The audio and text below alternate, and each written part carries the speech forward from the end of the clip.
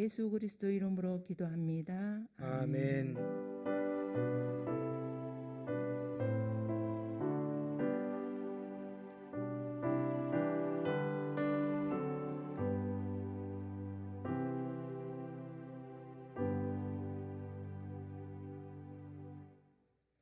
말씀 보겠습니다. 오늘 우리에게 주시는 하나님의 말씀은 마태복음 26장 1절에서 13절까지 말씀입니다.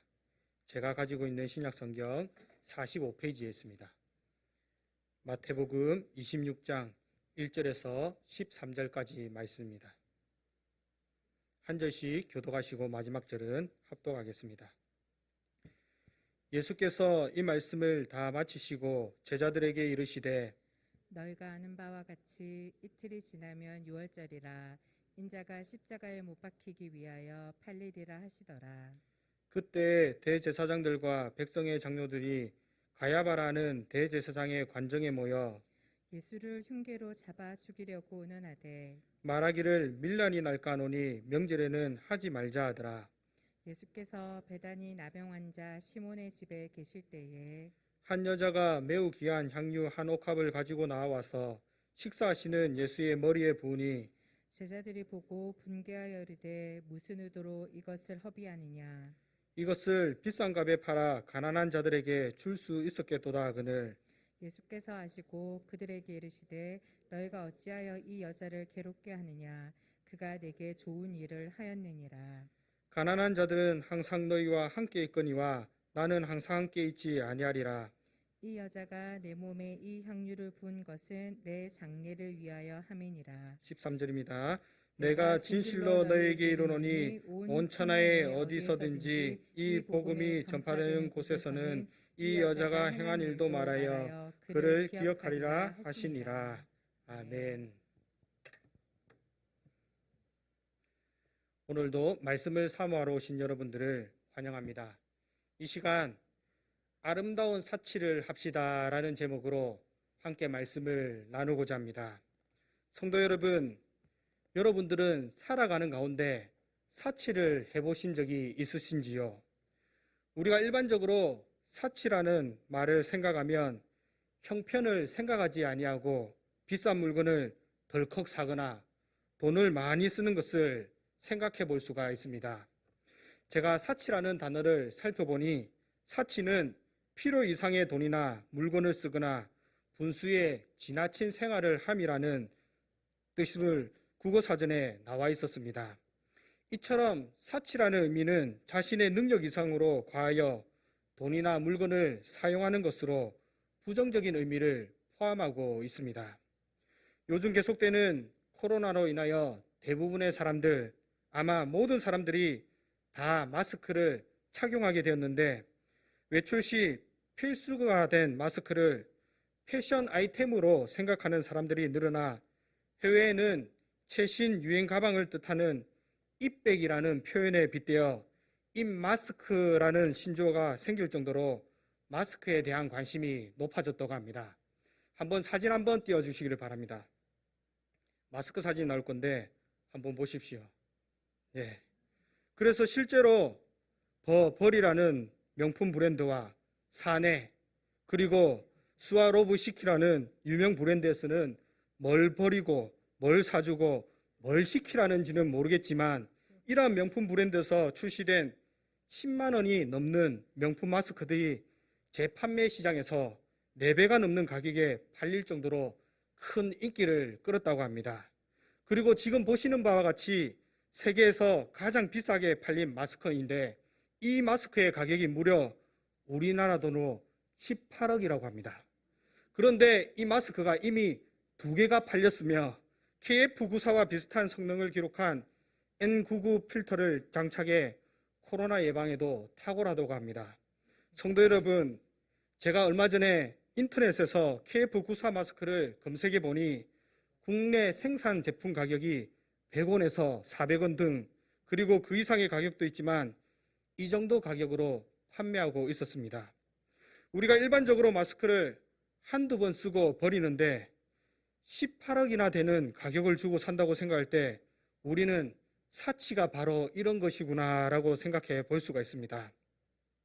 그리고 현대뿐만 아니라 예전에도 사치를 하는 사람들이 있었는데, 예전에 뉴스에 보면 오렌지족이라고 나온 적이 있었습니다.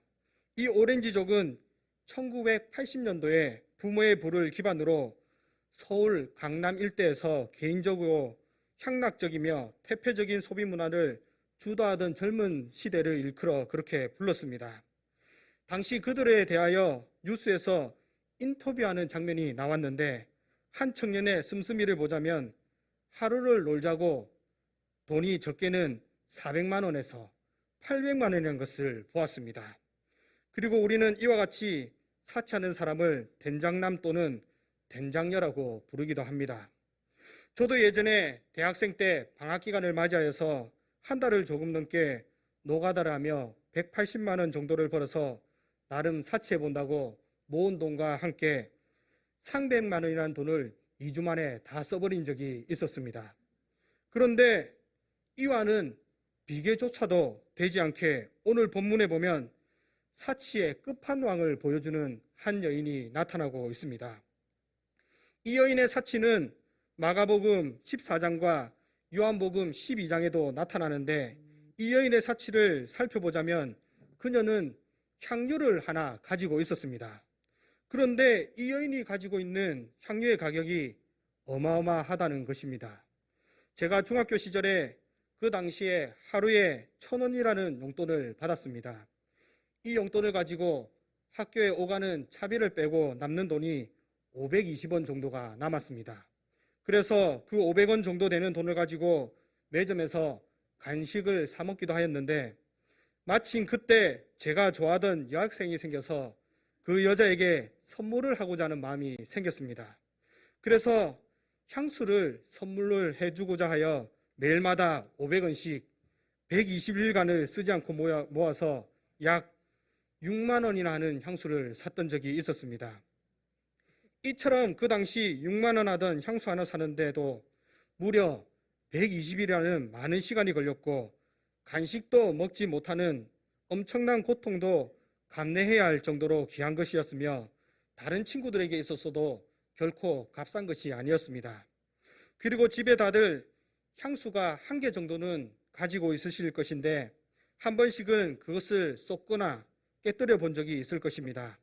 저도 예전에 10만 원 정도 하던 향수를 깨뜨린 적이 있었는데, 어찌나 아까운지 아직도 생각하면 아까운 느낌이 납니다.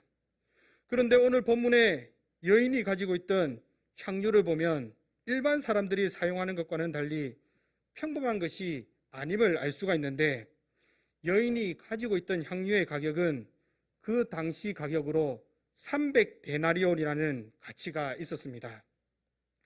1데나리온은 보통 어른의 하루 일당으로서, 300데나리온은 쉽게 말하자면 일반 사람의 1년 연봉이라고 생각하시면 됩니다. 우리나라 성인 평균 기준으로 볼 때 약 4천만 원 정도 되는 향기 나는 기름으로 보시면 될 듯합니다.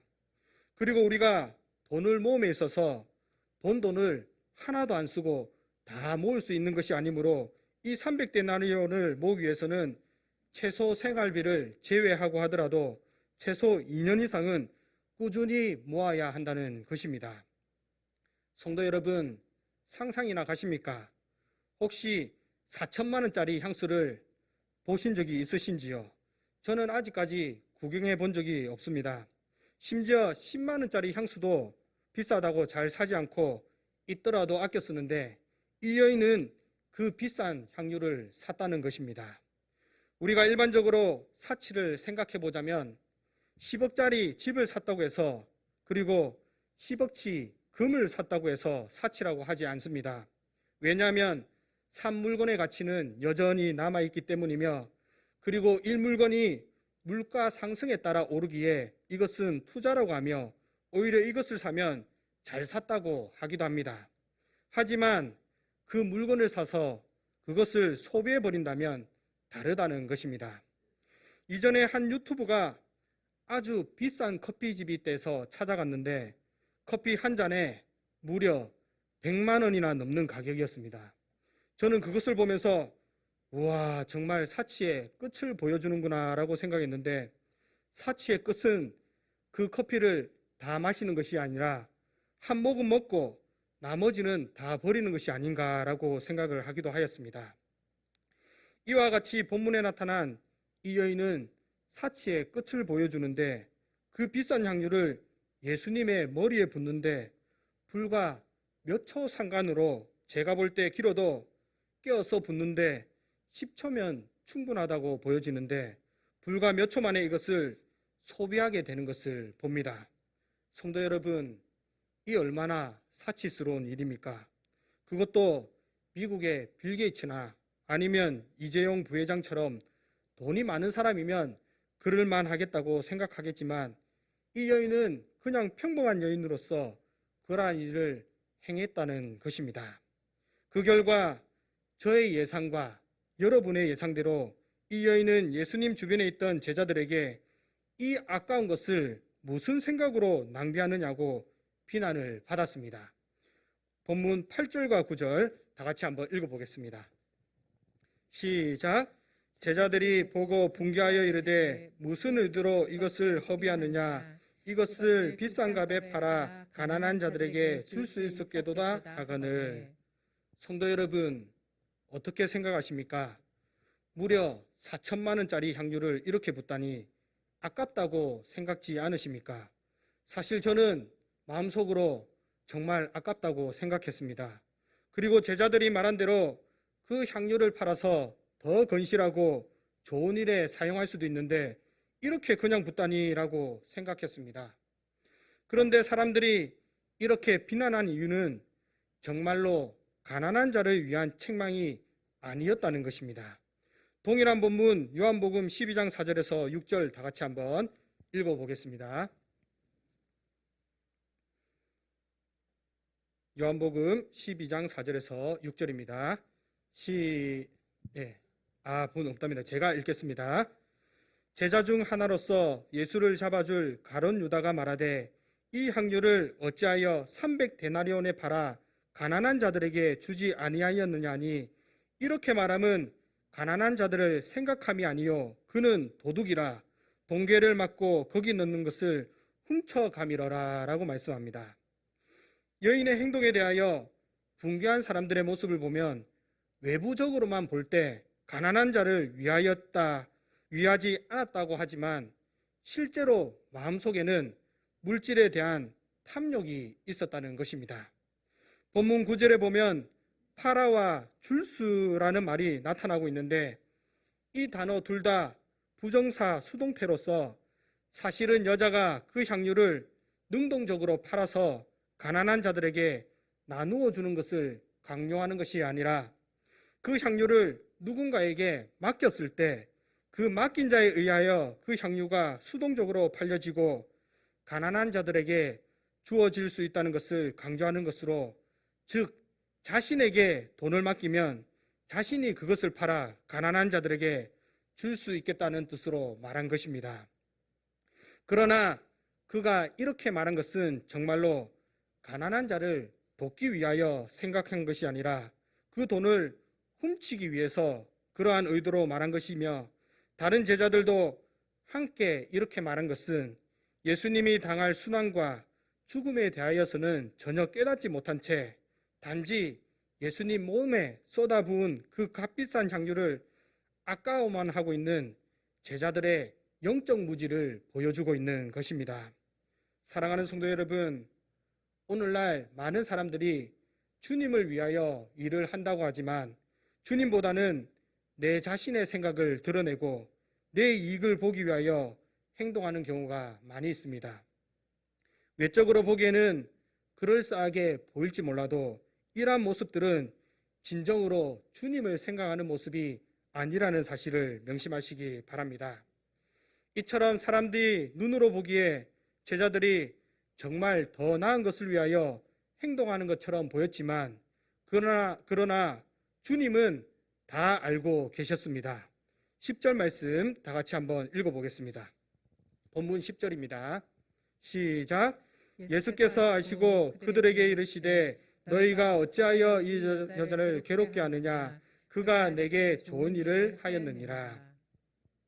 예수님은 겉으로 보이는 외적인 것으로 판단하지 아니하셨고 내면에 있는 그 마음을 아시고 도리어 제자들을 책망하셨습니다. 여기서 제자들을 향하여 여자를 괴롭게 하다라고 말씀하셨는데 이는 통곡하다, 가슴을 치다라는 뜻으로 큰 슬픔, 큰 고통을 가리킵니다. 따라서 예수님을 향한 여인의 뜨거운 사랑의 행위가 제자들에 의해 매도되어 졸지에 천박하고 경솔한 행동으로 왜곡된 상황이 여인에게 얼마나 심적으로 큰 고통이 되었는지를 보여주고 있습니다. 그리고 예수님은 이 여인의 모습을 보고 오히려 좋은 일을 하였다고 칭찬하셨는데 예수님께서는 왜 이 여인을 칭찬하셨을까요? 그 비싼 향유를 자신에게 부었기 때문일까요?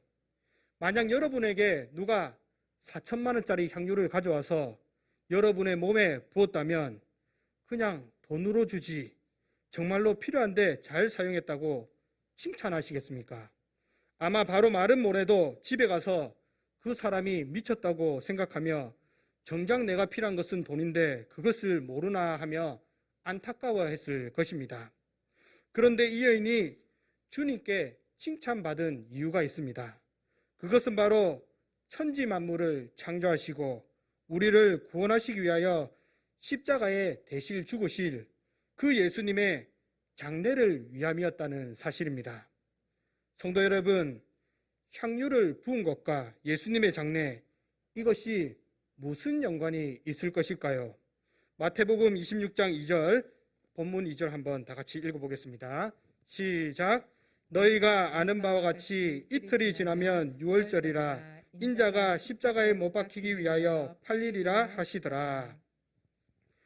우리가 여인의 행동을 더 잘 이해하기 위해서는 먼저 예수님이 누구이시며 무엇을 하러 이 땅에 오셨는지를 잘 알아야 하는데 예수님은 본래 하나님의 본체이시며 창조주 하나님으로서 죽으실 수가 없는 분이십니다. 따라서 인간의 죄를 사하기 위해서는 죄 없는 사람이 대신 죽음으로 죄 사함을 받을 수가 있는데 죄가 없는 사람이 없기에 하나님이신 예수님께서 사람의 몸을 입고 이 땅에 오셨던 것이며 그분은 성령으로 잉태하셨기에 사람이시지만 죄가 없으시며 주님이 오신 목적은 우리 죄를 위하여 십자가에 죽으시러 오셨다는 것입니다. 더욱이 유월절을 앞두고 예수님의 순환을 대제사장들과 백성의 장로들 뿐만 아니라 그의 제자들조차도 예수님의 십자가 죽음의 참뜻을 모르는 가운데 이 여인의 헌신은 예수님이 보시기에 그의 장사를 준비하기 위하여 한 참으로 훌륭한 행위였다는 것입니다. 사랑하는 성도 여러분, 이처럼 이 여인은 자신의 모든 것이 하나님께서 베풀어 주신 것임을 알았으며 또 나를 위하여 죽기까지 사랑해 주신 그 예수님을 사랑하는 마음으로 아낌없이 드렸기에 이 여인의 사치는 부정적이고 비난받을 일이 아니라 오히려 주님께 칭찬받는 아름다운 사치가 되었다는 것입니다. 이와 마찬가지로 이 여인이 잘 보여주듯이 우리는 살아가면서 누구를 위한 사치를 해야 하는지를 잘 알아야 하는데 첫 번째로 우리는 하나님을 향한 사치가 있어야 합니다. 우리는 태어날 때 아무것도 가진 것이 없이 태어났지만 지금도 많은 것을 가지고 많은 것을 누리고 있으며 하나님께서 죄인된 우리를 위하여 목숨까지도 대신 내어놓으시고 우리를 사랑하셨기에 우리가 천국 백성으로 그 은혜를 누리고 있다는 것입니다.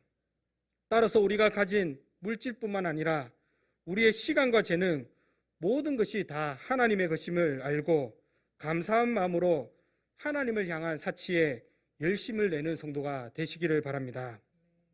두 번째로는 말씀에 나타나듯이 우리는 가난한 자들을 위한 사치가 있어야 합니다. 11절에 보면 가난한 자들은 항상 너희와 함께 있거니와 나는 항상 함께 있지 아니하리라고 말씀합니다. 제자들이 이 여인을 향하여 가난한 자들에게 나누어 주는 것이 좋았겠다고 한 그 사실이 잘못된 것이 아니라 예수님께서는 가난한 자들은 너희와 항상 함께 있다라고 말씀하셨다는 것입니다. 이 말씀은 본문 처음에 6월절에 인자가 십자가에 못 박히기 위해 8일이라고 말씀하셨듯이 예수님께서 이 땅에 육신의 몸으로 계실 날이 얼마 남지 않았으므로 자신을 위하여 준비한 여인의 향유를 칭찬하셨고, 이후에 너희와 항상 함께 있는 가난한 자들을 도와주라는 말씀인 것입니다. 우리가 하나님께서 주신 10가지 계명을 살펴보면 크게 두 가지로 나누어지는데, 그 첫째는 하나님 사랑이며 두 번째는 이웃 사랑으로서 하나님을 사랑함과 동시에 우리의 이웃에게도 사랑을 베풀어 주어야 한다는 것입니다. 성경에 보면 유대인들이 사용하던 말 중에 고르반이라는 말이 있습니다. 이것은 하나님께만 드리면 다 되었다라는 것으로 부모님께는 드릴 필요가 없다는 말입니다. 그러나 이것은 하나님의 뜻이 아닙니다. 우리가 가진 것으로 하나님께 드려야 함과 동시에 어려운 이웃에게도 우리의 가진 것을 나누는 삶이 되어야 한다는 것입니다.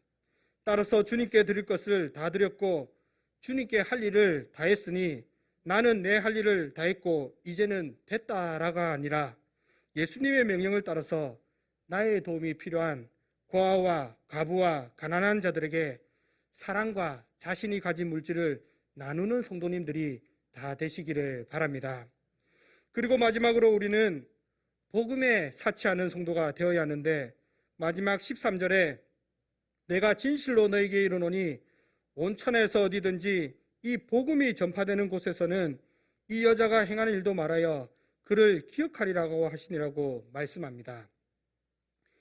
예수님께서 복음이 전파되는 곳에는 이 여자가 행한 일도 함께 말하여 기억하리라고 말씀하셨는데, 여인이 하나님께서 기뻐하시는 일을 행함으로 성경에 기록된 것처럼 여러분들도 주님이 기뻐하시는 일, 즉 복음을 전하는 일에 열심을 내는 성도가 되시기를 바랍니다. 성도 여러분, 복음을 전하는 일은 죽은 영혼을 살리는 일입니다. 예전에 뉴스 기사에 철도에 떨어진 일본인을 구한 한국인 유학생 기사가 몇몇 있었는데, 그 중에 고 이수연 씨는 일본 시민을 구하려다가 안타깝게 목숨을 잃기도 했는데, 많은 사람들이 한 사람의 생명을 살리기 위하여 한 일을 보면서 국가 간의 앙금을 떠나 그 사람의 행실을 보면서 칭찬을 아끼지 아니하였습니다. 이처럼 결국에는 나이가 들어 죽게 되는 이 육신의 생명을 살리는 일에도 자신의 목숨을 아끼지 아니하고 행하는 일이 있는데, 영원한 죽음에 있는 한 영혼을 살리는 일에 무관심하고 자린고비처럼 행동한다면 이 얼마나 안타까운 일이겠습니까? 그래서 한 영혼의 중요성에 대하여 이렇게 말씀합니다. 누가복음 15장 7절 다 같이 한번 읽어보겠습니다. 시작. 내가 너희에게 이르노니 이와 같이 죄인 한 사람이 회개하면 하늘에서는 회개할 것 없는 의인 아브라함으로 말미암아 기뻐하는 것보다 더하리라. 성도 여러분, 복음을 전하는 일은 하나님께서 기뻐하시는 일입니다.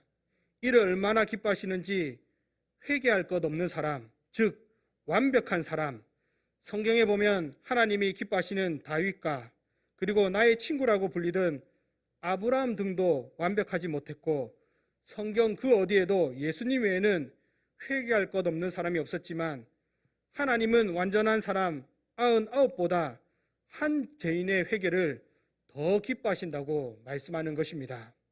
사랑하는 성도 여러분, 이제 말씀을 맺겠습니다. TV 프로에 분노의 왕이라는 케이블 프로가 있었는데, 여기서 이모 씨라는 연예인의 아버지가 등장하여 자신도 연예인이고 아내도 연예인인데 당시 물려받은 재산이 어마어마하였다고 말합니다. 그리고 자신의 사치가 심해 자신이 가지고 있는 전 재산을 다 팔아 미국 전역을 돌아다니며 큰 집을 사고 파티를 하면서 살다가 미국에 있는 라스베가스에 가서 그것을 다 소비하고 결국에는 거지가 되어 한국에 돌아와 방송에 나와서 자신의 사치로 망했다는 것을 말하는 일이 있었습니다. 성도 여러분, 이처럼 사치하면 가난해지는 것이 바로 세상의 이치입니다. 그러나 본문에 나타나는 하나님과 가난한 이웃과 복음에 대한 이 세 가지 아름다운 사치는 다르다는 것입니다. 그래서 출애굽기 20장 6절에 보면 만군의 여호와가 이르노나 너희의 온전한 11조를 창고에 들여 나의 집에 양식이 있게 하고 그곳으로 나를 실험하여 내가 하늘 문을 열고 너희에게 복을 쌓을 곳이 없도록 붙지 아니하나 보라라고 말씀하듯이 하나님을 향한 아름다운 사치는 가난해지는 것이 아니라 오히려 부해진다는 사실을 믿고 하나님 사랑에 더 열심을 내는 성도가 되시기를 바랍니다.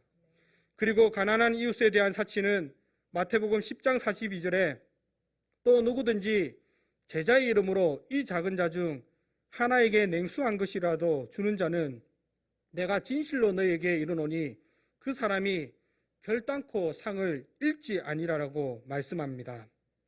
우리가 가난한 이웃을 위하여 하는 사치는 손해보는 일이 아니라는 것이며 그 차가운 물 한 그릇 그것이 무엇이라고 하나님께서는 그것도 상급이 있으며 반드시 그 상급을 받게 될 것이라고 분명히 말씀하고 계신다는 것입니다.